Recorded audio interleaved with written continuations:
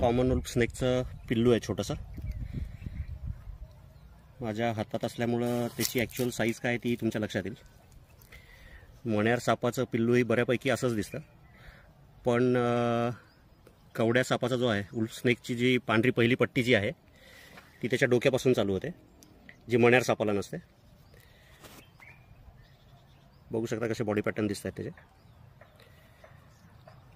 बिनविषारी common wolf snake, Marathi नाव कवड्या, हिंदी नाव कवरियाला.